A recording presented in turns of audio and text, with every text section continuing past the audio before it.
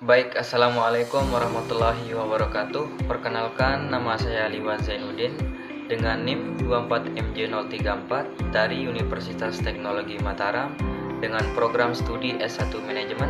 Pada video kali ini saya akan membahas mata kuliah Manajemen Sumber Daya Manusia terkait dengan materi yaitu rekrutmen karyawan.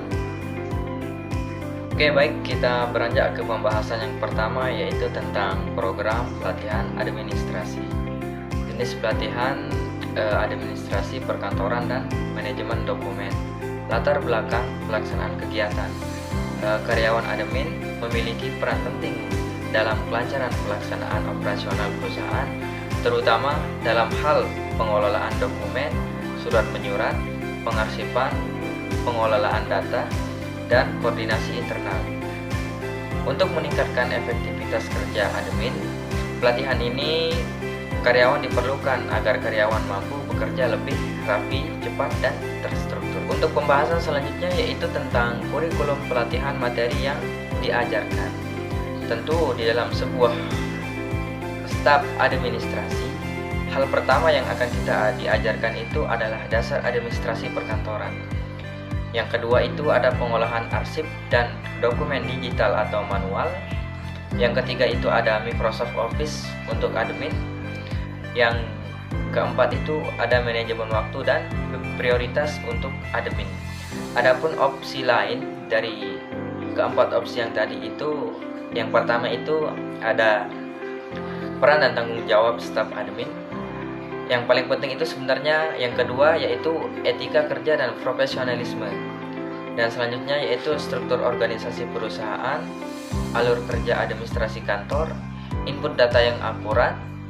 Terus ada pembuatan laporan. Selanjutnya yaitu kita beranjak ke peserta. Di dalam sebuah rekrutmen ini kita itu membuka peluang bagi peserta-peserta lainnya, contohnya seperti staf admin, staf administrasi, sekretaris, resepsionis, atau karyawan baru.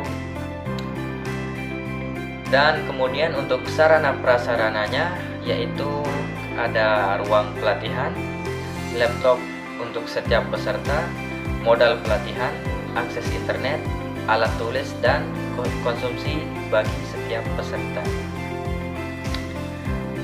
Baik, untuk pelatihnya yaitu kita menggunakan struktur internal maupun eksternal yang berpengalaman seperti administrasi perkantoran, penggunaan aplikasi perkantoran, manajemen dokumen, dan komunikasi bisnis. Selanjutnya untuk metode pelatihan. Di dalam pengrekrutan ini kita itu menggunakan metode pelatihan on the job. Mengapa kami menggunakan metode ini? Dikarenakan agar sistem perusahaan itu tetap berjalan sembari melakukan pelatihan, karena pelatihan ini tidak memakan waktu jangka panjang. Selanjutnya yaitu untuk aspek kepentingan pegawai baru. Pertama dari penghasilan. Penghasilan per bulan atau gaji untuk karyawan baru yaitu UMR-nya di Rp2.700.000, dan apabila bisa mencapai target atau lebih akan diberikan bonus tambahan untuk masing-masing posisi. Selanjutnya yaitu terkait dengan jam kerja karyawan. Untuk jam kerja kita itu menggunakan sistem shifting. Ada shift 1 dan shift 2. Kemudian rincian kerja, jam kerja untuk shift 1 itu mulai dari jam 6.30 sampai dengan jam 2.30. Dan untuk shift 2 yaitu dimulai dari jam 2.03 sampai dengan jam 23 atau jam 11 malam. Selanjutnya terkait hak cuti karyawan. Hak cuti karyawan itu dalam 1 bulan ada 4 kali. Dan apabila ada karyawan kita yang mengambil masuk kerja pada tanggal merah, maka akan diberikan bonus 200.000 per hari.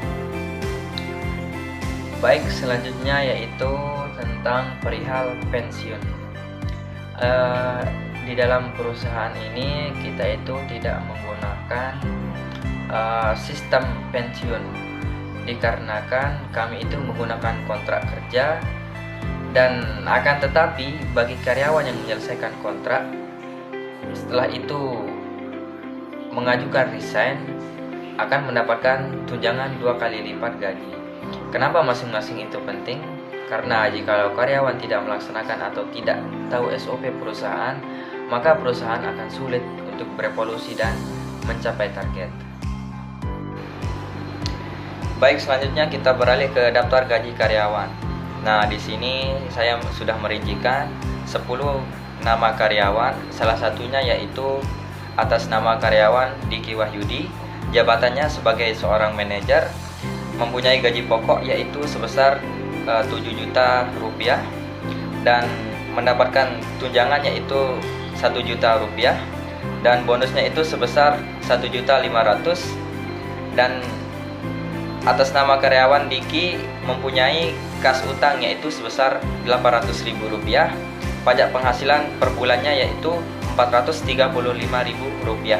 Jadi total dari gaji karyawan atas nama Diki Wahyudi yaitu 8.265.000 rupiah.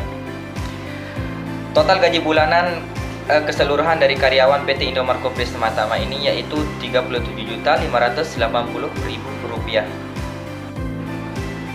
Selanjutnya kita berpindah ke tanggal mulai kerja dari karyawan.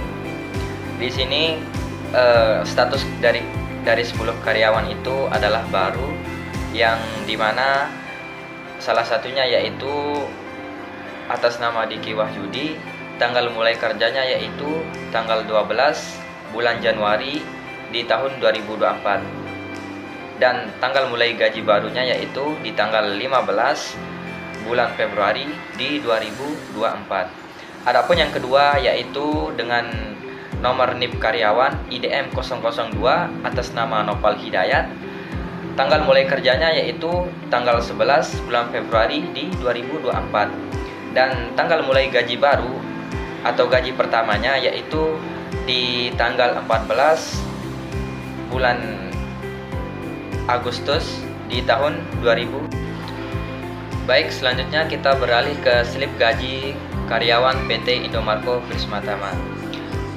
Pada slip gaji ini saya akan mengambil contoh satu karyawan dengan nomor NIP IDM 005 atas nama Wardi Deria dengan jabatan yaitu sebagai karyawan. Gaji pokoknya yaitu di angka 2.300.000 rupiah dan tunjangannya itu sebesar 150.000.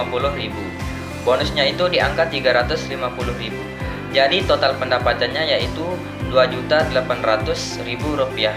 Dikarenakan karyawan atas nama Wardi Deria ini tidak mempunyai kas utang, dan otomatis total potongan dari gajinya itu tidak ada. Jadi take home pay dari gaji Wardi Deria itu adalah 2.800.000 rupiah.